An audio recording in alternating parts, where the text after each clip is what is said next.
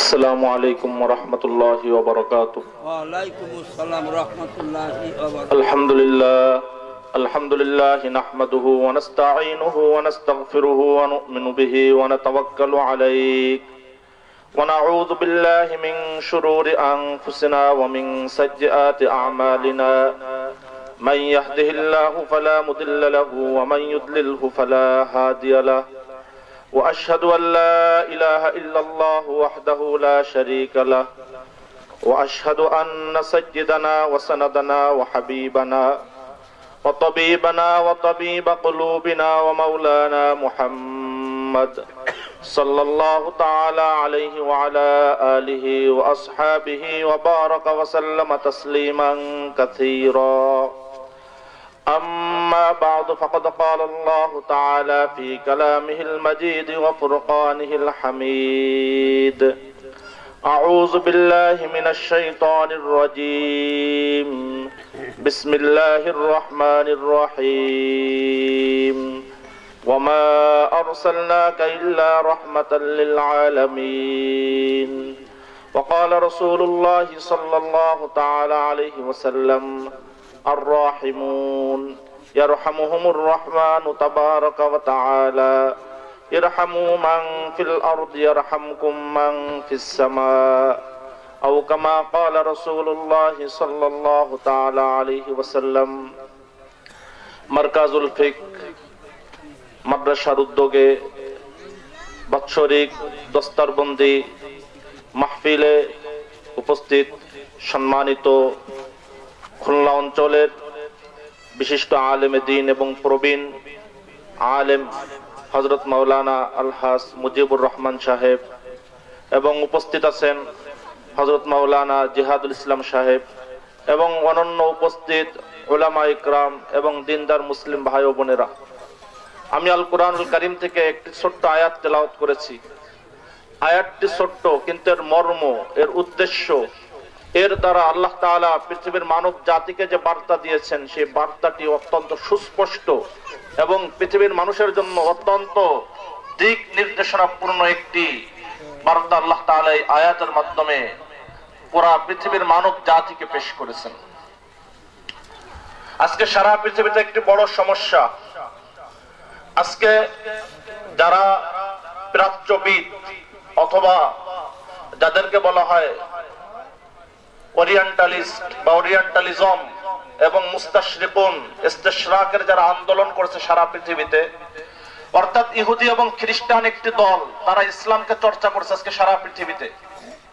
আজকে আমাদের মুসলমানদের ভিতরে কোরআন হাদিসের যেমন চর্চা হয়, কোরআন নিয়ে যেমন গবেষণা হয়, হাদিস নিয়ে যেমন গবেষণা হয়, তদ্রূপভাবে ইহুদি এবং খ্রিস্টানদের ভিতরে একটা বিশাল দল আছে যারা এই কোরআন নিয়ে এবং হাদিস নিয়ে তারা সব সময় চর্চা করতে থাকে। তাদের এই চর্চার একটি বড় উদ্দেশ্য হলো মুসলমানদেরকে এবং বিশ্ববাসীকে ইসলাম সম্পর্কে একটা বিভ্রান্তিকর তথ্য দেওয়া। তা হলো যে ইসলাম এমন একটা ধর্ম যে ধর্মের ভিতরে মানব অধিকার নাই। ইসলাম এমন একটা ধর্ম যে ধর্মের ভিতরে মানুষের অধিকার বলতে কিছু নেই।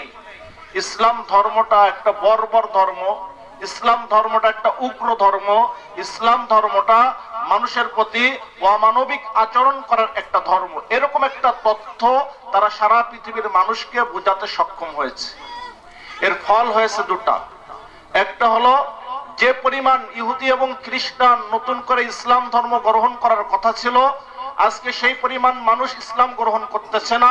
তাদের এই বিভ্রান্তিকর তথ্যের কারণে যে ইসলামকে তারা মানুষের সামনে একটা উগ্র এবং একটা বর্বর, একটা সাম্প্রদায়িক ধর্ম হিসেবে তারা মানুষের সামনে উপস্থাপন করেছে। দ্বিতীয় যে সমস্যাটা হয়েছে সেই সমস্যাটা হলো ইংরেজি শিক্ষিত এবং দিনদার কিছু ভাই তারা বিভ্রান্ত হয়েছেন। তাদেরও এমন ধারণা যে আসলে আমাদের ইসলাম ধর্মের ভিতরে উদারতা, আমাদের ইসলাম ধর্মের ভিতরে মানবিকতা, আমাদের ইসলাম ধর্মের ভিতরে মানুষের প্রতি প্রেম, মায়া, মমতা, ভালোবাসা, ক্ষমা, এটা ইসলাম ধর্মে নেই। ইউরোপ ইহুদি এবং খ্রিস্টানরা তাদের ভিতরে শুধুমাত্র এই মায়া, মমতা, ভালোবাসা, ক্ষমা এবং মানুষের সাথে সুন্দর আচরণ করা, এটা তাদের ভিতরে আছে। মুসলিম জাতির থেকে বঞ্চিত, নাউজুবিল্লাহি মিন যালিক। আজকে এই ধারণা অনেক মুসলমান পোষণ করছে, আজকে অনেক মুসলমান এরকম বিশ্বাস করছে, আজকে তাদের ধারণা এরকম যে ইসলাম ধর্মের ভিতরে মানুষের প্রতি উদারতা এগুলা নেই। ইসলাম ধর্মটা এক ধরনের বর্বর ধর্ম, ইসলাম ধর্মটা এক ধরনের উগ্র ধর্ম, ইসলাম ধর্মটা মানুষের প্রতি অমানবিক আচরণ করার ধর্ম। কিন্তু যদি আমরা কোরআন এবং হাদিস, আল্লাহ রাসূল সাল্লাল্লাহু আলাইহি ওয়াসাল্লাম, সাহাবায়ে কেরাম, মুসলমান এবং এই পর্যন্ত 1450 বছরের মুসলমানদের জীবন ইতিহাস দেখি, তাহলে এটা আমাদের কাছে সূর্যের ন্যায় স্পষ্ট যে পৃথিবীর ভিতরে সবথেকে উদার, পৃথিবীর ভিতরে সবথেকে মানবিক, পৃথিবীর ভিতরে সবথেকে প্রেম, ভালোবাসা, মায়া, মমতা প্রদর্শনকারী একমাত্র ধর্ম হলো ইসলাম ধর্ম। ইসলাম ধর্মে যতটা মানুষের প্রতি উদারতা, মানুষের প্রতি যতটা মানবিকতা, মানুষের সাথে যতটা ক্ষমা, মানুষের সাথে ভালো আচরণ করার শিক্ষা দেওয়া হয়েছে, আল্লাহর জমিনে দ্বিতীয় কোনো আদর্শ নেই সেই আদর্শে এতটা সুন্দর অনুপম আদর্শে শিক্ষা দেওয়া হয়েছে। আমরা যদি রাসূলুল্লাহ সাল্লাল্লাহু আলাইহি ওয়াসাল্লামের জীবনী এক একটা করে লক্ষ্য করি, তাহলে এটা আমাদের কাছে একেবারেই স্পষ্ট হবে। সম্মানিত হাজিরিন, পৃথিবীর ভিতরে মানুষ মানুষকে বন্দী করে। আমরা দেখি কেউ কোনো অপরাধী হলে এই অপরাধীকে বন্দী করা হয়, বন্দী করার পরে এই অপরাধীর সাথে যে নিষ্ঠুরতম আচরণ করা হয়। আজকে সারা পৃথিবীতে এই বন্দীদের সাথে রিমান্ড নামক একটা সিস্টেম আছে, যে রিমান্ডে নিয়ে তাদের উপর বিভিন্ন টর্চার, তাদের উপর বিভিন্ন নির্যাতন, তাদের উপর বিভিন্ন ধরনের কলা কৌশলে তাদের থেকে তথ্য উদ্ধার করার চেষ্টা করা হয়। অনেক সময় এমনিতেই বন্দীদের উপর চরম নির্যাতন করা হয়। কিন্তু আমাদের নবী জনাবে মুহাম্মদুর রাসূলুল্লাহ সাল্লাল্লাহু আলাইহি ওয়াসাল্লাম, বিশ্ব নবী, যিনি রাহমাতুল লিল আলামিন, সমগ্র বিশ্ববাসীর জন্য ছিলেন আল্লাহর পক্ষ থেকে প্রেরিত এক বিশেষ দয়া। আমাদের নবী বন্দীদের সাথে কিরূপ আচরণ করেছেন, আমাদের নবী বন্দীদের সাথে কিরূপ আচরণ করার শিক্ষা দিয়েছেন, আমাদের নবী তার উম্মতকে কি দিক নির্দেশনা প্রদান করেছেন, তা যদি আপনারা একবার শুনেন, তাহলে একথা আপনারা বলতে বাধ্য হবেন যে আমাদের নবীর থেকে পৃথিবীতে দয়ালু দ্বিতীয় কোনো ব্যক্তি পৃথিবীতে যায় নাই। আমাদের নবীর থেকে পৃথিবীতে এরকম মানুষকে প্রেম, মায়া, মমতা, ভালোবাসা প্রদর্শনকারী দ্বিতীয় কোনো ব্যক্তি যায় নাই। কিন্তু আজকে আমাদের নবীর এই দিকগুলিকে আজকে মানুষের সামনে প্রদর্শন না করে আজকে আমাদের নবীকে নাউযুবিল্লাহি মিন যালিক আজকে প্রদর্শন করা হচ্ছে পশ্চিমা মিডিয়াগুলিতে এবং ইউরোপে। বিশেষ করে নাউযুবিল্লাহি মিন যালিক আমাদের নবীর মাথায় একটা ঝুড়ি দিয়ে, যেই ঝুড়ি এরকম ভাবে ঘুমায় পরিপূর্ণ, আর এরকম ভাবে আমাদের নবীর সামনে কিছু রক্তাক্ত লাশ, আর আমাদের নবীর হাতে একটা তরবারি, আর লেখা আছে যে বিশ্ব সন্ত্রাসীদের নেতা। নাউযুবিল্লাহি মিন যালিক। আজকে আমাদের নবীকে এইভাবে আজকে সারা পৃথিবীবাসীর সামনে আজকে উপস্থাপন করা হচ্ছে, পেশ করা হচ্ছে। কিন্তু আমাদের নবীর যদি একবার একটু জিন্দেগি কেউ পড়তো, আমাদের নবীর জীবনী যদি একবার পড়তো, তাহলে সে একথা একজন অমুসলিমও সে স্বীকার করতে বাধ্য যে আমাদের নবীর মতো এত বড় দয়ালু, আমাদের নবীর মতো এত বড় মহান ব্যক্তি আল্লাহর জমিনে দ্বিতীয় কেউ যায়নি। আমাদের নবী বন্দীদের সাথে কিরূপ আচরণ করেছেন। বদরের যুদ্ধে 70 জন কাফের তারা নিহত হয়, আর 70 জন কাফের তাদেরকে বন্দী করে মদিনায় নিয়ে আসা হয়। মদিনায় যখন 70 জন কাফের বন্দী হয়, এই কাফেররা সেই সকল কাফের, যে সকল কাফেররা আল্লাহ রাসূল সাল্লাল্লাহু আলাইহি ওয়াসাল্লামকে এমন কোন কষ্ট দেয় নাই, যে সকল কাফেররা আল্লাহ রাসূল সাল্লাল্লাহু আলাইহি ওয়াসাল্লামকে রাতের আঁধারে হত্যা করার জন্য তার ঘরকে চারিদিক দিয়ে অবরুদ্ধ করেছিল, এরা সেই সকল লোক যারা আল্লাহ রাসূল সাল্লাল্লাহু আলাইহি ওয়াসাল্লামের প্রিয় সাহাবা হযরতে আম্মার রাদিয়াল্লাহু তাআলা আনহু, হযরতে বিলাল রাদিয়াল্লাহু তাআলা আনহু, হযরতে খুবাইব রাদিয়াল্লাহু তাআলা আনহু, তাদেরকে কি অমানবিক নির্যাতন করেছিল। তারা আল্লাহ রাসূল সাল্লাল্লাহু আলাইহি ওয়াসাল্লামের প্রিয় মহিলা সাহাবী হযরতে সুমাইয়া রাদিয়াল্লাহু তাআলা আনহাকে তার লজ্জাস্থানে এরকম ভাবে তীর নিক্ষেপ করে তারা শহীদ করেছিল। সুমাইয়া রাদিয়াল্লাহু তাআলা আনহার স্বামী, তাকেও কি নির্মম ভাবে তারা এরকম ভাবে মেরেছে, হত্যা করেছে, শহীদ করেছে। আর তাদের ছেলে আম্মার, ইয়াসার পিতা আর সুমাইয়া মাতা, দুইজনকে এইভাবে নির্মমভাবে শহীদ করার পরে তাদের ছেলে আম্মারকে উত্তপ্ত বালির উপর শোয়ায়, আম্মারকে গরম তেলের উপর শোয়ায় তারা নির্যাতন করেছে। তারা যখন বন্দী হয়ে মদিনায় এসেছে, আল্লাহ রাসূল তাদের সাথে কিরূপ আচরণ করেছেন। বন্দীদের ভিতরে এক ব্যক্তি ছিল আবু হুজার নাম। এই আবু হুজার সাক্ষ্য দেন, তিনি বলেন আল্লাহ রাসূল সাল্লাল্লাহু আলাইহি ওয়াসাল্লাম আমাদের সাথে কিরূপ আচরণ করেছিলেন। আমরা যখন মদিনায় বন্দী হয়ে আসি, আল্লাহ রাসূল সাল্লাল্লাহু আলাইহি ওয়াসাল্লাম প্রত্যেক এক এক ব্যক্তিকে বলেন, তোমরা একজন দুইজন করে বন্দীকে নিয়ে যাও, আর তোমরা যে নিবে তাদের সাথে ভালো আচরণ করবে, তাদের সাথে সুন্দর ব্যবহার করবে, তাদের সাথে কোমল আচরণ করবে, তাদের কোনো কষ্ট না হয় সেই দিকে লক্ষ্য রাখবে। এই সেই সকল বন্দী যারা আল্লাহ রাসূলের উপর এত নির্যাতন করেছে, আল্লাহ রাসূল এই কথা বলেননি তোমরা তাদেরকে এরকম ভাবে নির্মম নির্যাতন করবে, তাদেরকে কষ্ট দেবে, কথা আল্লাহ রাসূল একবার বলেননি। আল্লাহ রাসূল সাল্লাল্লাহু আলাইহি ওয়াসাল্লাম বলছেন তোমরা তাদের সাথে ভালো ব্যবহার করবে। রাসূলুল্লাহ সাল্লাল্লাহু আলাইহি ওয়াসাল্লাম যখন এই কথা বললেন যে তোমরা বন্দীদের সাথে ভালো ব্যবহার করবে, আল্লাহ রাসূল সাল্লাল্লাহু আলাইহি ওয়াসাল্লামের এই দিক নির্দেশনা পেয়ে সাহাবায়ে কিরাম বন্দীদের সাথে কিরূপ আচরণ করেছিলেন। আবু উযাইর মক্কার এক বন্দী, বদরের যুদ্ধে বন্দী হয়ে আল্লাহ রাসূলের দরবারে এসেছেন। আবু উযাইর যখন আসেন, আবু উযাইর বলেন এক আনসারী সাহাবার বাড়িতে আল্লাহ রাসূল আমাকে রেখেছেন। ওই আনসারী ছিলেন দরিদ্র থাকার কারণে আনসারী নিজের পরিবারের খাবারের ব্যবস্থা ভালো করে করতে পারতেন না, কিন্তু এর ভিতরে আরেকজন বন্দী বেড়েছে, আবু উযাইর নামক এক বন্দী এসেছে যে কাফের। কিন্তু আবু উযাইর বলেন ওই পরিবারের লোকেরা প্রতিদিন যখন খাবারের সময় হইতো, যখন খাবার উপস্থিত হতো, তখন দেখতাম কিছু খেজুর আছে, রুটি আছে, গোশত আছে, রুটি আর গোশত আমাকে খেতে দিয়ে তারা খেজুর আর পানি খাচ্ছে। এই দৃশ্য দেখে আমি বললাম না, এটা হতে পারে না, আমি একজন বন্দী, আমি খাবো রুটি গোশত আর তোমরা বাড়ির মালিক, তোমরা খাবা খেজুর আর পানি, এটা হতে পারে না। বরং আমি খেজুর আর পানি খেয়ে কাটিয়ে দেই, তোমরা রুটি আর গোশত খাও। কিন্তু আনসারী সেই পরিবারটি বলছে, আনসারী সেই সাহাবী বলছে আমাদের নবী জনাবে মুহাম্মদুর রাসূলুল্লাহ সাল্লাল্লাহু আলাইহি ওয়াসাল্লাম আমাদেরকে নির্দেশ দিয়েছেন বন্দীদের সাথে ভালো ব্যবহার করতে, সুতরাং তুমি খেজুর আর পানি খাবে আর আমরা রুটি খাবে, এটা ভালো ব্যবহার নয়, বরং ভালো ব্যবহার এটা তুমি রুটি আর গোশত খাবে আর আমরা খেজুর আর পানি খেয়ে কাটিয়ে দেব। আবু উযাইর কাফের, সে সাক্ষ্য দিয়েছেন যে তৎকালীন যে কয়দিন আমি তাদের বাড়ি বন্দী ছিলাম প্রতিদিন এই একই অবস্থা, তারা পুরা পরিবার খেজুর আর পানি খেয়েছে আর আমাকে খাওয়াইছে রুটি আর গোশত। আল্লাহর জমিনে এরকম একটা দৃষ্টান্ত আদম আলাইহিস সালাতু ওয়াস সালাম থেকে নিয়ে কিয়ামত পর্যন্ত কেউ দেখাইতে পারবে না যে বন্দীদেরকে ভালো খাওয়ায় বাড়ির মালিক না খেয়ে রয়েছেন, এরকম দ্বিতীয় দৃষ্টান্ত পৃথিবীতে কেউ দেখাইতে পারবে না। এই দৃষ্টান্ত একমাত্র দেখাই গেছেন আমাদের নবী জনাবে মুহাম্মদুর রাসূলুল্লাহ সাল্লাল্লাহু আলাইহি ওয়াসাল্লাম। এটা একমাত্র আমাদের নবী পেরেছেন। কিন্তু যদি এরপরে এই নবীকে বলা হয় নাউজুবিল্লাহ সন্ত্রাসী, আর এই নবীর আদর্শকে বলা হয় সন্ত্রাসীদের আদর্শ, আর এই নবীর উপর আল্লাহ যে কিতাব অবতীর্ণ করেছেন কোরআন, সেই কোরআনকে বলা হয় যদি সন্ত্রাসীদের কিতাব, আর এই নবীর যে বার্তাগুলি হাদিস সেটাকে বলা হয় সন্ত্রাসীর বার্তা, নাউজুবিল্লাহ মিন যালিক।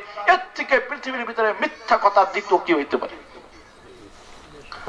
আল্লাহ রাসূল সাল্লাল্লাহু আলাইহি ওয়াসাল্লাম যে উদারতা, যে ভালোবাসা, যে প্রেম, মায়া, মমতা শিক্ষা দিয়েছেন, এটা ইতিহাস বিরল। রাসূলুল্লাহ সাল্লাল্লাহু আলাইহি ওয়াসাল্লাম বদরের বন্দীরা বন্দী হয়ে এসেছে, তাদেরকে বন্দী করে রাখা হয়েছে। আল্লাহ রাসূল সাল্লাল্লাহু আলাইহি ওয়াসাল্লাম পৃথিবীর অন্যান্য বাদশাদের মতো রাতের বেলায় ঘুমায় নেই। আল্লাহ রাসূল সাল্লাল্লাহু আলাইহি ওয়াসাল্লাম মদিনার বাদশা, আল্লাহ রাসূল সাল্লাল্লাহু আলাইহি ওয়াসাল্লাম ঘুম থেকে উঠছেন, উঠে যে বাড়ি বন্দী আছে আল্লাহ রাসূল ঘুরতেছেন, আর কোন বন্দী রাতের বেলায় কষ্টের কারণে আর্তনাদ করছে কিনা, কোন বন্দী রাতের বেলায় কষ্টের কারণে চিৎকার করছে কিনা, আল্লাহ রাসূল সাল্লাল্লাহু আলাইহি ওয়াসাল্লাম এই খোঁজ নিতে প্রত্যেক বাড়ি বাড়ি যাচ্ছেন। আল্লাহ রাসূল সাল্লাল্লাহু আলাইহি ওয়াসাল্লাম আব্বাস রাদিয়াল্লাহু তাআলা আনহু যেই বাড়িতে বন্দী, আল্লাহ রাসূল সেই বাড়ির বাহিরে দাঁড়িয়ে শুনতে পারলেন আব্বাসের গুঙ্গানি, আব্বাসের এরকম ভাবে আর্তনাদ শুনতে পেরে আল্লাহ রাসূল সাল্লাল্লাহু আলাইহি ওয়াসাল্লাম সাথে সাথে ওই বাড়ির মালিককে ডাকলেন আর ডেকে বললেন, হে বাড়ির মালিক, আব্বাসের হয়তো কষ্ট হচ্ছে, আব্বাসের যে বাদনটা সেটা হালকা করে দাও, আব্বাসের জন্য কষ্ট না হয়। পৃথিবীতে ইতিহাস বিরল, কেউ দৃষ্টান্ত দেখাইতে পারবে? বাচ্চা তো দূরের কথা, একজন এমপি, একজন মন্ত্রী, একজন জেল সুপার পৃথিবীর ইতিহাসে নেই। রাতের বেলা বন্দীরা কে কোন কষ্টে আছে এটা খবর নিতে রাতের বেলায় গেছেন। কিন্তু মুহাম্মদুর রাসূলুল্লাহ সাল্লাল্লাহু আলাইহি ওয়াসাল্লাম আবু বকরকে পাঠাননি, ওমর রাদিয়াল্লাহু তাআলা আনহুকে পাঠাননি, উসমান রাদিয়াল্লাহু তাআলা আনহুকে পাঠাননি, আলী রাদিয়াল্লাহু তাআলা আনহুকে পাঠাননি, নিজে গেছেন, নিজে বাড়ি বাড়ি যে খোঁজ নিচ্ছেন রাতের আধারে যে কোনো বন্দী কোনো কষ্টে আছে কিনা। রাসূলুল্লাহ সাল্লাল্লাহু আলাইহি ওয়াসাল্লাম এত উদার, আল্লাহ রাসূল সাল্লাল্লাহু আলাইহি ওয়াসাল্লাম এত মানবিক, আল্লাহ রাসূল সাল্লাল্লাহু আলাইহি ওয়াসাল্লাম এত প্রেমী, আল্লাহ রাসূল সাল্লাল্লাহু আলাইহি ওয়াসাল্লাম এত মহব্বত ভালোবাসা প্রদর্শনকারী ছিলেন, আপনি কল্পনা করতে পারবেন না। আল্লাহ রাসূল সাল্লাল্লাহু আলাইহি ওয়াসাল্লামের দরবারে একবার বন্দী হয়ে আসে ইয়ামামার বাচ্চা সুমামা। ইয়ামামার বাচ্চা যখন সুমামা আল্লাহ রাসূল সাল্লাল্লাহু আলাইহি ওয়াসাল্লামের দরবারে বন্দী হয়ে এসেছে, আল্লাহ রাসূল সাল্লাল্লাহু আলাইহি ওয়াসাল্লাম সুমামাকে মসজিদে নববীর ভিতরে রেখে দিতে বলেছেন। সাহাবা ইকরাম সুমামাকে মসজিদে নববীর ভিতরে আটকে রেখেছেন। আল্লাহ রাসূল সাল্লাল্লাহু আলাইহি ওয়াসাল্লাম নামাজ পড়তে যাচ্ছেন। সুমামাকে জিজ্ঞাসা করলেন, হে সুমামা, তুমি কেমন অবস্থায় আছো? বলুন তো, পৃথিবীতে এমন কোন বাচ্চা আছে যে বন্দীকে জিজ্ঞাসা করছে তুমি কেমন অবস্থায় আছো? রাসূলুল্লাহ সাল্লাল্লাহু আলাইহি ওয়াসাল্লাম সুমামাকে জিজ্ঞাসা করছেন, হে সুমামা, তুমি কেমন অবস্থায় আছো? সুমামা বললেন, ভালো আছি, তবে হে মুহাম্মদ, তোমাকে একটা কথা বলি, যদি আমাকে হত্যার সিদ্ধান্ত হয় তাহলে এমন এক ব্যক্তিকে হত্যা করা হবে যার শরীরে রক্ত আছে, আর আমাকে যদি ছেড়ে দেওয়া হয় তাহলে এমন ব্যক্তিকে ছাড়বে যে কৃতজ্ঞ থাকবে চিরজীবন। আল্লাহ রাসূল সাল্লাল্লাহু আলাইহি ওয়াসাল্লাম তার কথা শুনে চলে গেলেন। দ্বিতীয় দিন আল্লাহ রাসূল সাল্লাল্লাহু আলাইহি ওয়াসাল্লাম মসজিদে নববীতে ঢুকছেন। সুমামাকে জিজ্ঞাসা করেছেন, হে সুমামা, কি অবস্থা?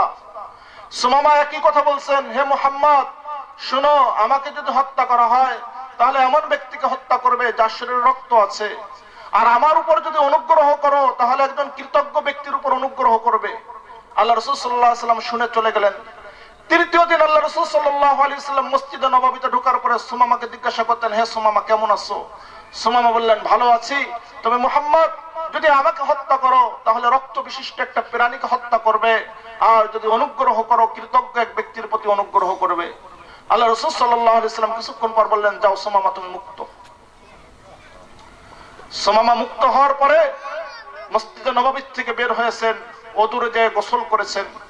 গোসল করে এসে আল্লাহ রাসূল সাল্লাল্লাহু আলাইহি ওয়াসাল্লামের সামনে সে কালেমা পড়তেছেন, আশহাদু আল্লা ইলাহা ইল্লাল্লাহ ওয়া আশহাদু আন্না মুহাম্মাদান আবদুহু ওয়া রাসূলুহু। এরপর সুমামা যে কথাটা বললেন, আল্লাহু আকবার, পৃথিবীর ইতিহাসে দ্বিতীয় কোন বন্দী কোন মালিককে কথা বলেনি। সুমামা বললেন, হে মুহাম্মদ, শুনো, এতদিন পর্যন্ত পৃথিবীর ভিতরে সবথেকে জঘন্যতম, সবথেকে নিকৃষ্টতম, সবথেকে ঘৃণিত যে চেহারাটা আমার কাছে ছিল সেটা হলো, হে মুহাম্মদ, তোমার চেহারা। তোমার এই চেহারার থেকে পৃথিবীতে ঘৃণিত এবং নিকৃষ্টতম কোন চেহারা আমার কাছে ছিল না। কিন্তু মুহাম্মদ, এখন এই দুনিয়ার বুকে, আল্লাহর এই জমিনে তোমার চেহারার থেকে প্রিয় চেহারা, তোমার চেহারার থেকে আমার কাছে ভালো চেহারা, তোমার চেহারার থেকে আমার কাছে আকৃষ্টতম চেহারা দ্বিতীয় কোনটি নেই। পৃথিবীর ইতিহাসে কেউ বলতে পারবে কারো বাড়িতে 3 দিন বন্দী থাকছে, বন্দী থাকার পরে বলবে, চরম শত্রু থাকার পরে, যে আগে তুমি দুনিয়ার বুকে আমার সবথেকে বড় শত্রু ছিলে, আর তোমার বাড়ি 3 দিন বন্দী ছিলাম, বন্দী থাকার কারণে এখন তুমি আমার কাছে সবথেকে প্রিয়তম মানুষ হয়েছে। বরং মানুষ যখন মানুষকে বন্দী রাখে তখন মানুষেরও তার শত্রুতা বাড়ে। কিন্তু আল্লাহ রাসূল সাল্লাল্লাহু আলাইহি ওয়াসাল্লাম এমন এক ব্যক্তি যার দরবারে কেউ একবার বন্দী হয়েছে, বন্দী হওয়ার পরে আল্লাহ রাসূলের ব্যবহার দেখে, আল্লাহ রাসূল সাল্লাল্লাহু আলাইহি ওয়াসাল্লামের আদর্শ দেখে, আল্লাহ রাসূলের প্রেম দেখে, আল্লাহ রাসূলের ভালোবাসা দেখে, আল্লাহ রাসূলের মানবতা দেখে, মানব অধিকার দেখে সাথে সাথে সে কথা বলতে বাধ্য হয়েছে যে, মুহাম্মদ, তোমার চেহারা আগে ছিল আমার কাছে সবথেকে ঘৃণিত চেহারা, আর হে মুহাম্মদ, এখন তোমার চেহারা আমার কাছে দুনিয়ার ভিতরে সবথেকে প্রিয়তম চেহারা। দ্বিতীয় সুমামা যে কথা বলতেছে, হে মুহাম্মদ, তোমার এই যে দেশ, তোমার এই যে দেশ মদিনা, এই মদিনা আজকের দিনের পূর্বে আমার কাছে ছিল পৃথিবীর ভিতরে সবথেকে নিকৃষ্টতম ভূমি। তোমার এই মদিনা ছিল পৃথিবীর ভিতরে সবথেকে আমার কাছে অপ্রিয় ভূমি। কিন্তু মুহাম্মদ, তোমার এই মদিনা আজকে আমার কাছে মনে হচ্ছে সোনার মদিনা। তোমার মদিনা আজকে আমার কাছে মনে হচ্ছে আল্লাহর জমিনের ভিতরে সবথেকে প্রিয়তম ভূখণ্ড। তোমার এই মদিনা আজকে আমার কাছে মনে হচ্ছে আল্লাহর জমিনের ভিতরে সবথেকে শ্রেষ্ঠ ভূখণ্ড। আল্লাহ রাসূলের দরবারে পৃথিবীতে এমন কেউ বলতে পারবে, কোন এক কারাগারে বন্দী রয়েছে, বন্দী থাকার পরে বলতেছে যে হ্যাঁ এই কারাগারটা পৃথিবীর ভিতরে সব থেকে ভালো কারাগার, এখানে ঠিক আছে মানুষ আরামে থাকে কারাগার। বরং আজকে যারা পৃথিবীতে মুসলমানদেরকে আজকে অমানবিক, মুসলমানদের আজকে যারা বর্বর বলতে চায়, সেই ইউরোপ এবং আমেরিকার ইতিহাস আছে আবু গারিব কারাগার, গোয়েন্তানামা কারাগার, যেখানে মানুষ জাতির উপর পৃথিবীর ইতিহাসের সব থেকে বর্বরতম এবং নিকৃষ্টতম নির্যাতন হয়েছে। মানব জাতির উপর এমন নির্যাতন হয়েছে যে নির্যাতন মানুষ কল্পনা করতে পারে না। যে মানুষকে উলঙ্গ করে মানুষ দিয়ে পিরামিড নির্মাণ করা হয়েছে আবু গারিব কারাগারে। মানুষকে উলঙ্গ করে মানুষের সামনে পাগলা কুকুর, হিংস্র কুকুরকে লেলিয়ে দিয়ে মানুষকে শাস্তি দেওয়া হয়েছে। সেখানে মানুষকে মাথা পেঁচিয়ে পানির নিচে ঘন্টার পর ঘন্টা ডুবিয়ে রাখা হয়েছে। মানুষকে সারা রাত, এক নয় দিন নয় মাসের পর মাস এরকম ভাবে এমন পাওয়ারফুল লাইটের সামনে দাঁড় করিয়ে রাখা হয়েছে যাতে এক মুহূর্ত সে ঘুমাতে না পারে। এরা যদি আজকে আমার নবী এবং আমার ধর্মকে বলে একটা বর্বর ধর্ম এবং বর্বর নবী, এর থেকে আল্লাহর জমিনে দ্বিতীয় মিথ্যা কথার কি আছে? আমাদের নবীর আচরণ আজকে আমাদের সামনে নেই।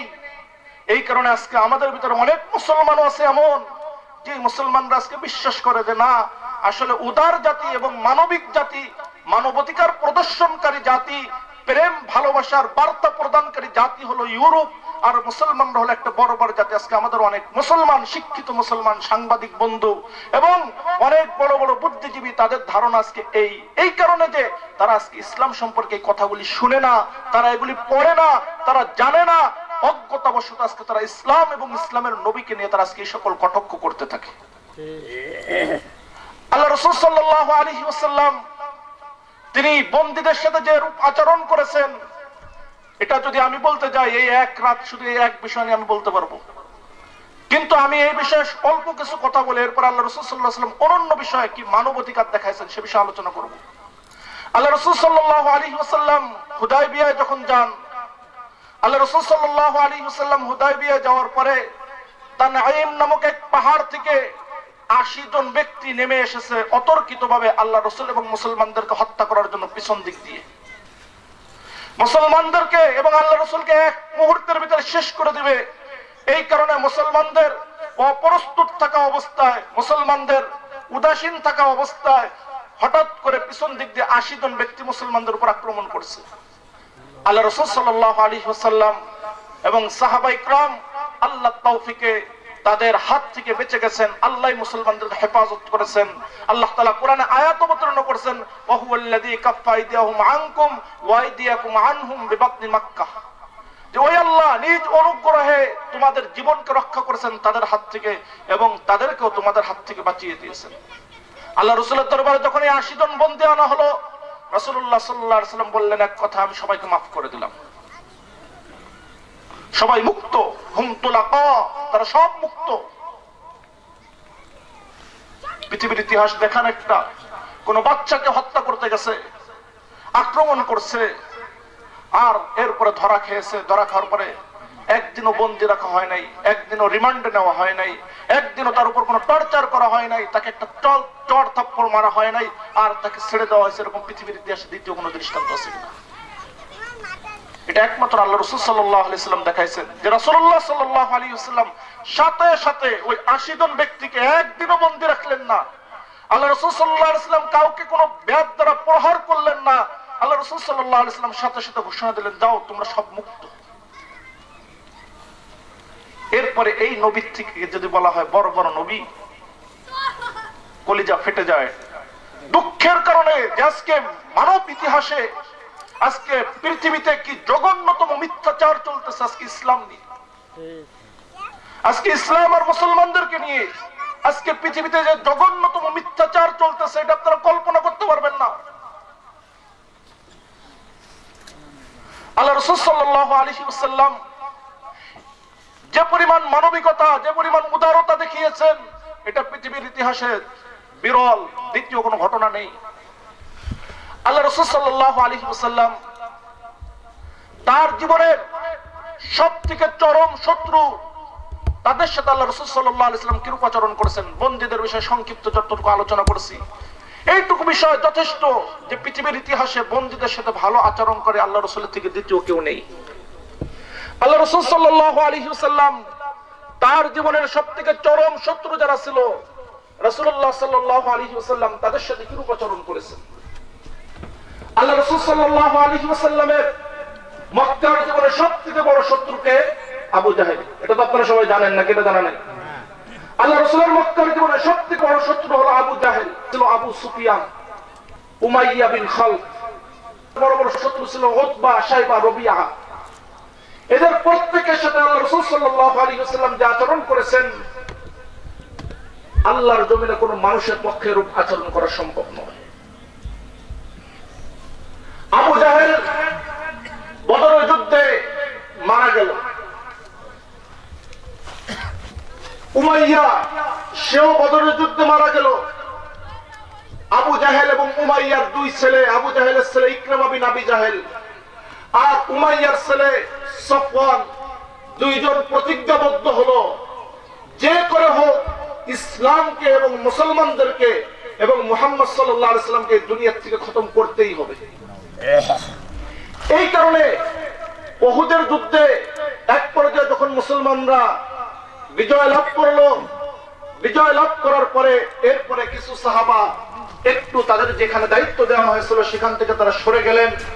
সরে যাওয়ার পরে উমাইয়ার ছেলে সফওয়ান সে পিছন দিক দিয়ে আক্রমণ করলো। আক্রমণ করার কারণে সফওয়ান এবং খালিদ বিন ওলীদ 70 জন সাহাবা জায়গায় শাহাদাত বরণ করলেন। আল্লাহ রাসূল সাল্লাল্লাহু আলাইহি ওয়াসাল্লামের দুটি দাঁত দান মুবারক শহীদ হলো। রাসূলুল্লাহ সাল্লাল্লাহু আলাইহি ওয়াসাল্লাম মাথা এবং সারা শরীরে এত আঘাতপ্রাপ্ত হলেন, আল্লাহ রাসূল সাল্লাল্লাহু আলাইহি ওয়াসাল্লাম একটা গর্তের ভিতরে পড়ে গেলেন। এই সফওয়ান এত আক্রমণ করার পরে মুসলমানদেরকে এরপরে সে মক্কার থেকে এক লোককে পাঠালো আল্লাহ রাসূল সাল্লাল্লাহু আলাইহি ওয়াসাল্লামকে হত্যা করার জন্য। কাবা গৃহের ভিতরে, বাইতুল্লাহর ভিতরে এক ব্যক্তির সাথে সে চুক্তি করছে। এই চুক্তি যে তোমার একটা কাজ, সেটা হলো তুমি মুহাম্মদকে হত্যা করে আসবে। মুহাম্মদকে যদি তুমি হত্যা করতে পারো তাহলে তোমার এবং তোমার পরিবারের যত খরচ আছে মৃত্যু পর্যন্ত সব আমি বহন করব। দ্বিতীয়, তুমি অনেক ঋণী ব্যক্তি, তোমার সমস্ত ঋণ পরিশোধের দায়িত্ব আমি নিলাম, কিন্তু কাজ একটা, সেটা হলো মুহাম্মদকে হত্যা করা। সফওয়ান আল্লাহর ঘর কাবার ভিতরে চুক্তি করতেছে আল্লাহর নবীকে দুনিয়া থেকে বিদায় করার। এরপরে চুক্তি অনুপাতে সে মদিনায় গেল, যে বড় এক ছুরি নিয়ে জামার নিচে আল্লাহ রাসূলের পাশে পৌঁছে গেছে। আল্লাহ রাসূল সাল্লাল্লাহু আলাইহি ওয়াসাল্লাম এখন হত্যা করবে। আল্লাহ রাসূল সাল্লাল্লাহু আলাইহি ওয়াসাল্লাম কে আল্লাহ তাআলা ওহীর মাধ্যমে জানালেন যে হে মুহাম্মদ, তোমাকে হত্যা করার জন্য এই চেষ্টা করতেছে। আল্লাহ রাসূল সাল্লাল্লাহু আলাইহি ওয়াসাল্লাম তখন তাকে বুকের উপর হাত দিয়ে বললেন, কি সফওয়ানের সাথে ওই কাবা গৃহের মাঝখানে কি চুক্তি করে এসেছো? এই শোনার সাথে সাথে তার হৃদয় কেঁপে উঠলো। কাবা গৃহের ভিতরে যখন চুক্তি হয় সফওয়ানের সাথে, তখন আমি আর সফওয়ান ছাড়া দ্বিতীয় কেউ ছিল না। মুহাম্মদ মদিনার থেকে সেই কথা কিভাবে জানলো? নিশ্চয়ই মুহাম্মদ আল্লাহর রাসূল। সাথে সাথে তার হৃদয় কেঁপে উঠলো, বলল, হ্যাঁ মুহাম্মদ, এসেছিলাম তোমাকে হত্যা করার জন্য, কিন্তু আমার এখন বিশ্বাস তুমি আল্লাহর নবী, আমি তোমার উপর ঈমান আনছি। আল্লাহ রাসূল সাল্লাল্লাহু আলাইহি ওয়াসাল্লামের উপর সে ঈমান আনলো, ইসলাম গ্রহণ করলো। মক্কা যখন বিজয় হয়, মক্কা বিজয়ের পরে এই সফওয়ান আল্লাহ রাসূলকে মারার জন্য আবার চক্রান্ত করে এবং সর্বশেষ মুসলমানদের উপর বড় আক্রমণ সে করে। যখন সে পরাজিত হয়ে পালিয়ে যায়, পালিয়ে গেছে যে সে আরব সাগরে আত্মহত্যা করবে। যে আরব সাগরে যে সমুদ্রের মাঝখানে লাফ দিয়ে নিজে আত্মহত্যা করে লোহিত সাগরে, সে চলে গেছে এই উদ্দেশ্যে যে নিজের জীবনকে শেষ করে দেবে। কিন্তু আল্লাহ রাসূল সাল্লাল্লাহু আলাইহি ওয়াসাল্লাম এই ব্যক্তির সাথে যে আচরণ করেছেন, ইতিহাস বিরল, আল্লাহর জমিনে দ্বিতীয় কেউ এরকম আচরণ করতে পারে নাই। আল্লাহ রাসূল সাল্লাল্লাহু আলাইহি ওয়াসাল্লাম বাইতুল্লাহর পাশে বসে আছেন।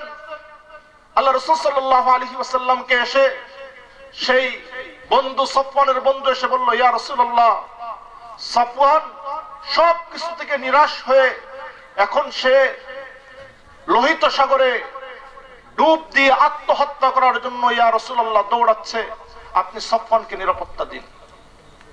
আল্লাহ রাসূল সাল্লাল্লাহু আলাইহি ওয়াসাল্লাম ইতিপূর্বে ঘোষণা করেছিলেন সফওয়ানকে যেখানে পাওয়া যাবে সেখানে তোমরা হত্যা করে ফেলবে। এমনকি সে যদি কাবার গিলাফ ধরে এরকম ঝুলে থাকে তারপরে হত্যা করবে, কারণ এর থেকে বড় অপরাধী কেউ নেই। পৃথিবীতে এখন অনেকের মাথার মূল্য ঘোষণা করা হয় যে অমুকরে যেখানে পাওয়া যাবে, মৃত্যু হোক জীবিত হোক, তার মাথা দিতে পারলে এত টাকা দেওয়া হবে, এত ডলার দেওয়া হবে। তা আল্লাহ রাসূল সাল্লাল্লাহু আলাইহি ওয়াসাল্লাম, সফওয়ান এত বড় অপরাধী ছিল, আল্লাহ রাসূল সাল্লাল্লাহু আলাইহি ওয়াসাল্লাম ঘোষণা করলেন সফওয়ান সে যদি বাইতুল্লাহর গিলাফ ধরে ঝুলে থাকে তারপরে সফওয়ানকে হত্যা করবে তোমরা, সাহাবাদেরকে বললেন। কিন্তু যখন আল্লাহ রাসূলকে এই কথা শোনানো হলো যে সফওয়ান আত্মহত্যা করার জন্য সমুদ্রে ঝাঁপ দিয়ে মরার জন্য দৌড়াচ্ছে, আল্লাহ রাসূল সাল্লাল্লাহু আলাইহি ওয়াসাল্লামের কাছে নিরাপত্তা চাওয়া হলো। আল্লাহ রাসূল সাল্লাল্লাহু আলাইহি ওয়াসাল্লাম সাথে সাথে বললেন হুয়া আমিন, সে নিরাপদ, যাও তাকে মাফ করে দিলাম। সুবহানাল্লাহ। পৃথিবীর ইতিহাস দেখাইতে পারবে কেউ? আল্লাহ রাসূল সাল্লাল্লাহু আলাইহি ওয়াসাল্লাম সাথে সাথে ঘোষণা দিলেন হুয়া আমিন, সে নিরাপদ, তার অপরাধ সব মাফ করে দিলাম, ক্ষমা করে দিলাম। সফওয়ানের বন্ধু পিছনে পিছনে দৌড়াইতে দৌড়াইতে যাচ্ছে সফওয়ানকে এই কথা জানানোর জন্য, মুহাম্মদুর রাসূলুল্লাহ সাল্লাল্লাহু আলাইহি ওয়াসাল্লাম তোমাকে নিরাপত্তা দিয়েছেন, তোমাকে মাফ করে দিয়েছেন।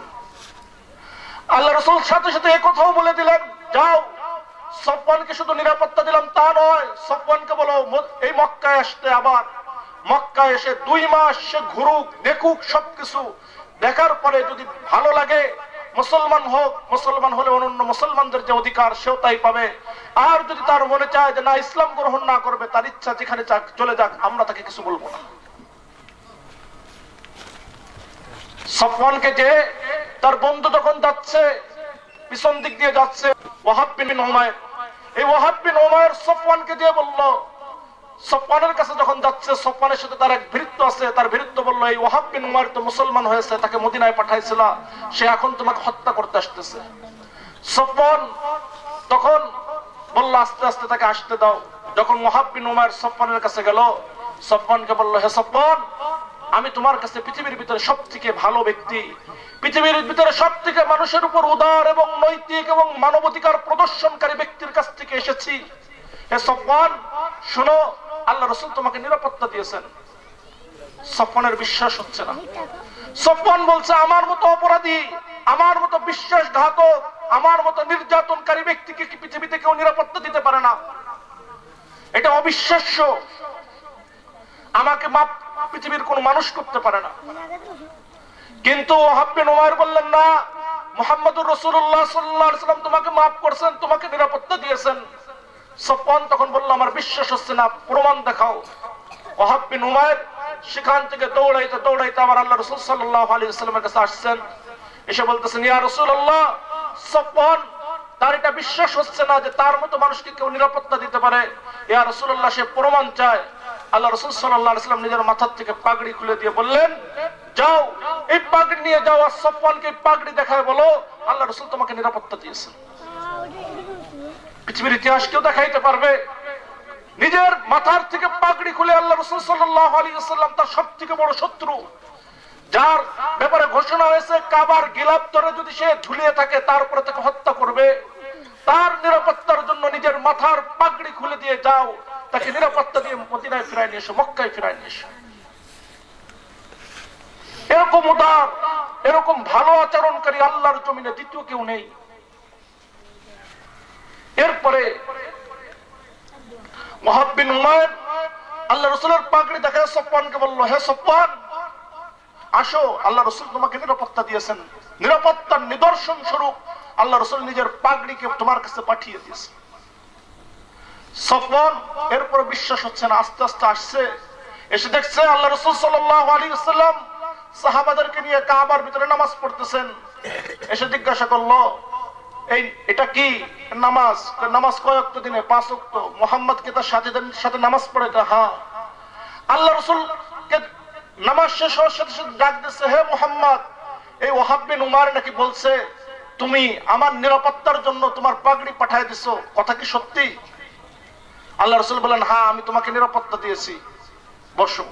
সে বলল না, আগে তুমি কথা বলো, তুমি আমাকে কেরম নিরাপত্তা দিয়েছো?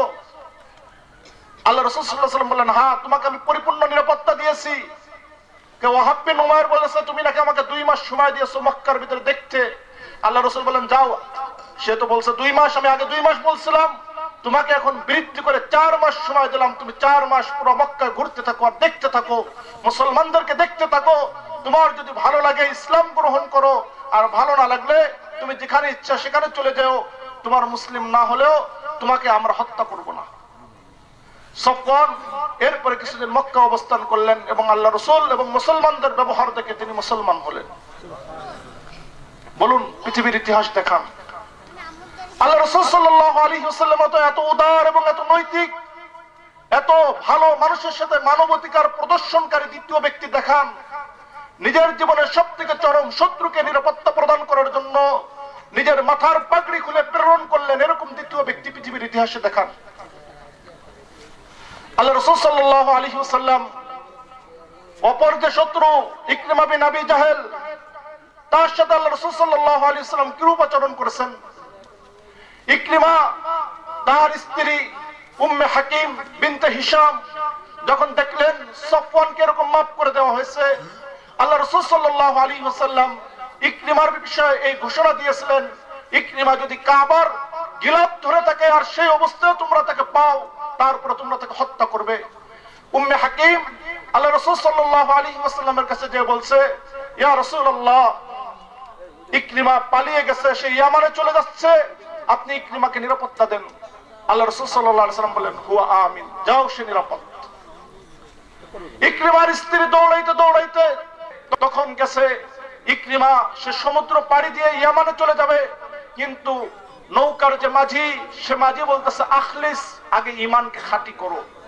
ইকরিমা বলতেছে মা আখলিস, আখলাসু, আমি কি খাঁটি করব? ঈমানকে, এই ঈমানের জন্য আর এই কালেমার জন্যই তো মক্কা থেকে পালিয়ে আসলাম। মাঝি বলছে যে ইয়ামানে যাচ্ছ, এই ইয়ামানও আজকে কালিমার দেশ, এখানেও মুসলমানদের দেশ।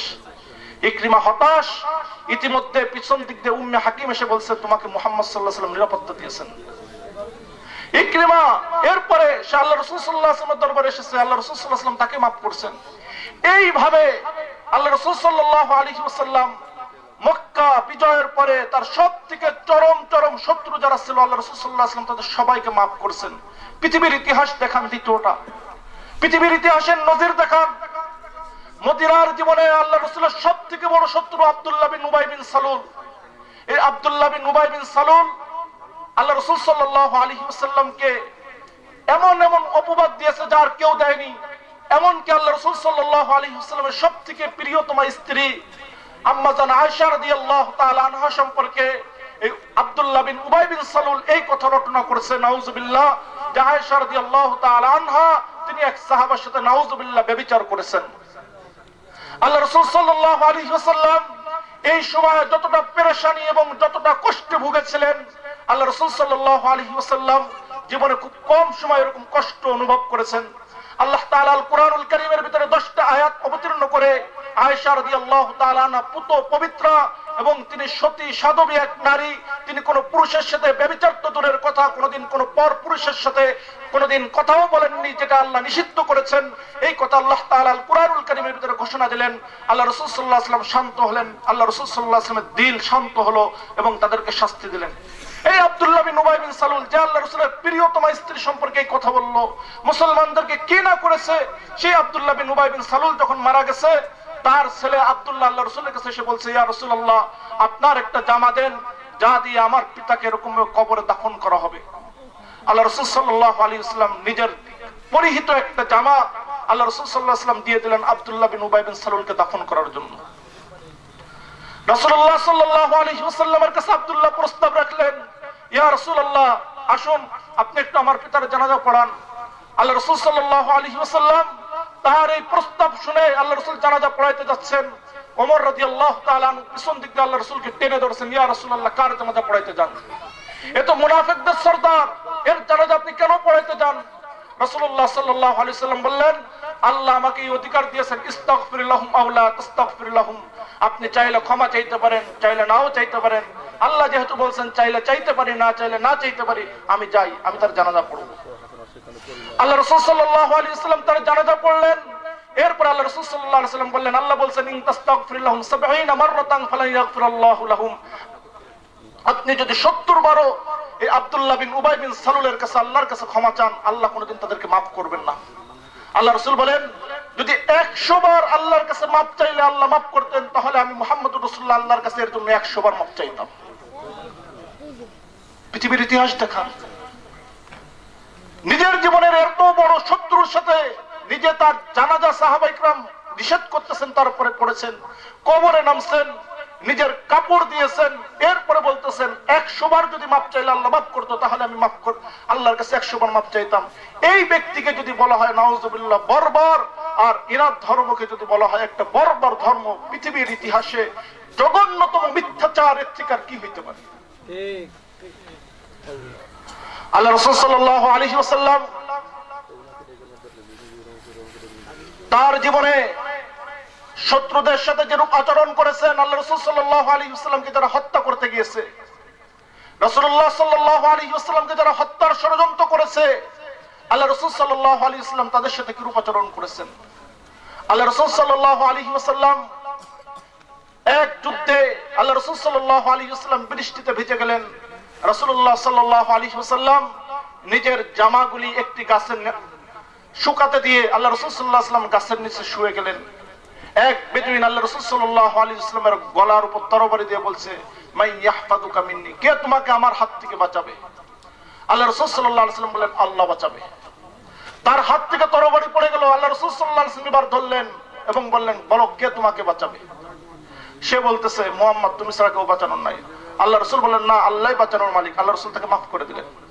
পৃথিবীর ইতিহাস দেখান, একজন তার গলায় তরবারি ধরেছে হত্যা করার জন্য, আর এরপরে তরবারি হাতে পাওয়ার পরে তাকে মাফ করে দিয়েছে। আল্লাহ রাসূল সাল্লাল্লাহু আলাইহি ওয়াসাল্লাম এক ইহুদির বাড়ি দাওয়াত খেতে গেলেন। এক ইহুদি মহিলা আল্লাহ রাসূল সাল্লাল্লাহু আলাইহি ওয়াসাল্লামকে খয়বার বিজয়ের পরে দাওয়াত দিল। রাসূলুল্লাহ সাল্লাল্লাহু আলাইহি ওয়াসাল্লামকে বিষাক্ত বিষ মিশ্রিত আল্লাহ রাসূল সাল্লাল্লাহু আলাইহি ওয়াসাল্লামের ছাগলের গোশত খেতে দেওয়া হলো। আল্লাহ রাসূল সাল্লাল্লাহু আলাইহি ওয়াসাল্লাম তিনি মুখে দিলেন। আল্লাহ রাসূল সাল্লাল্লাহু আলাইহি ওয়াসাল্লামকে জিবরিল আমিন জানালেন, এতে বিষ মিশ্রিত। আল্লাহ রাসূল সাল্লাল্লাহু আলাইহি ওয়াসাল্লাম বের করে দিলেন মুখ থেকে। ইতিমধ্যে দুইজন সাহাবা তারা খেয়েছে। রাসূলুল্লাহ সাল্লাল্লাহু আলাইহি ওয়াসাল্লাম এরপরে ওই মহিলাকে ডাকলেন, বললেন, কেন বিষ মিশাইছো? সে বলল, যদি তুমি নবী হও তাহলে তো এই বিষ তোমার কোনো ক্ষতি করতে পারবে না, আর যদি নবী না হও তাহলে তোমার হাত থেকে আমরা বেঁচে গেলাম। আল্লাহ রাসূল সাল্লাল্লাহু আলাইহি ওয়াসাল্লামকে সাহাবায়ে কিরাম বললেন, ইয়া রাসূলুল্লাহকে হত্যা করে ফেলি। আল্লাহ রাসূল বললেন যে, না, আমি মাফ করে দিলাম। পরবর্তীতে ওই দুই সাহাবা বিষ খাওয়ার কারণে মারা যান। আল্লাহ রাসূল সাল্লাল্লাহু আলাইহি ওয়াসাল্লাম এই কারণে এদের হত্যার পরিবর্তে তাকে হত্যা করেন। কিন্তু আল্লাহ রাসূল সাল্লাল্লাহু আলাইহি ওয়াসাল্লাম তার আগ পর্যন্ত তাকে কিছু বলেননি। আল্লাহ রাসূল সাল্লাল্লাহু আলাইহি ওয়াসাল্লাম থেকে এতটা মানবিক, এতটা উদার, এতটা নৈতিকতা পৃথিবীর ইতিহাসে কেউ প্রদর্শন করতে পারেনি।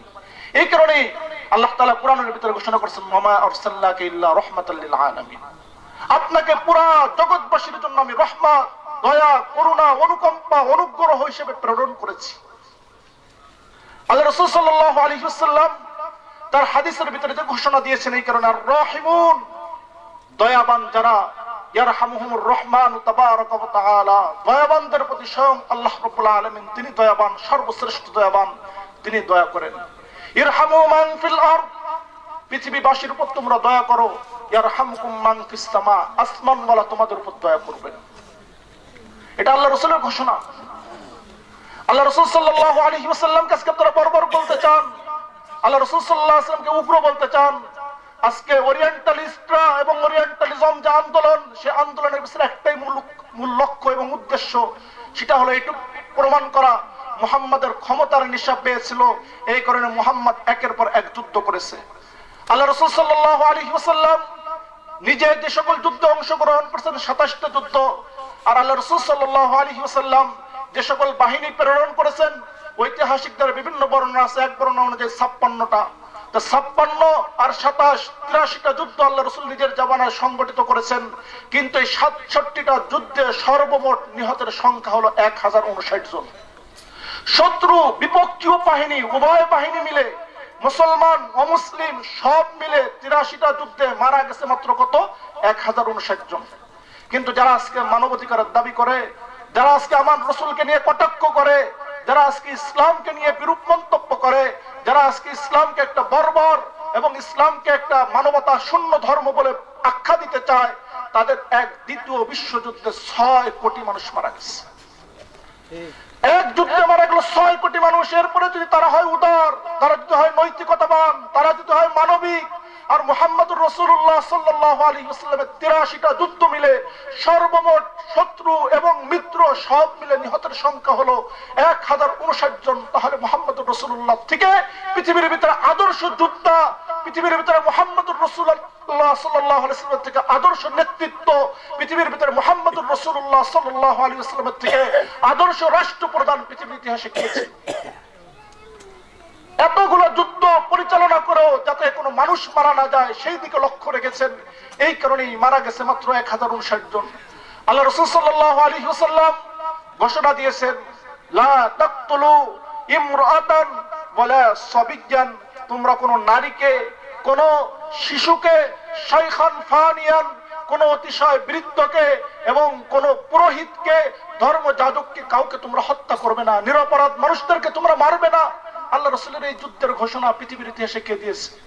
অথচ কিতাবুল মুকাদ্দাস, ইহুদি খ্রিস্টানদের যে পবিত্র গ্রন্থ বলে আজকে তাদের কাছে পরিচিত, সেই কিতাবুল মুকাদ্দাসে এখনো বিদ্যমান আছে, তোমরা যে এলাকায় আক্রমণ করবে সে এলাকায় নারী, পুরুষ, শিশু সবকে হত্যা করে দিবে, গাছগুলোকে পর্যন্ত কেটে ফেলবে, এই এলাকাকে সমূলে ধ্বংস করে দিবে।